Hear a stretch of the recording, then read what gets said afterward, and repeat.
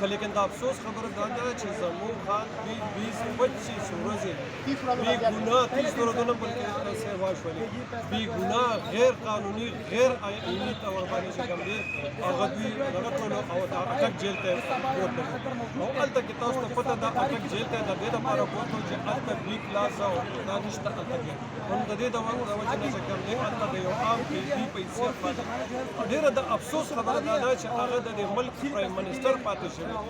او هغه دلته کې تقریبا زه خو دا 25 کروڑ نه وم خو د 23 کروڑ عوامو او هغه د مسلم امه لیډر دی او د هغه سره چې کوم دی دې خلکو دا کم دغه وکړله خو زه دې ته دا یو خبره کوم نه ستاسو د شیشې په ذریعه باندې که هغه اسټابلیشمنټ دی که هغه مقتدر قوتونه دي زه هغه ټولو ته دا یو خواست کوم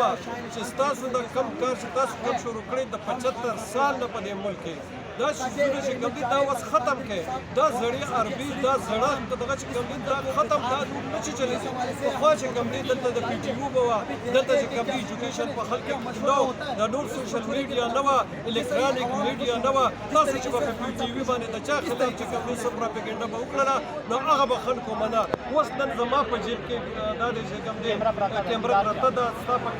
جیب کې دا زموږ د ټولو په جیب کې دا 1980 دا اوس نه 1980 دی دا نه 1970 دی او دا 2023 دی او زه دې ته دا یو خبره کوم موږ یو بل ګوره پته کول نه دي نه اسټابلیشمنټ دا دی چې هغه موږ د پاکستان عوام پته کړي نه زموږ دا کار دی چې موږ هغې یعنې مطلب دی موږ چې کوم مقتدر ادارې دي یا زموږ کورس دی دا موږ ټول یو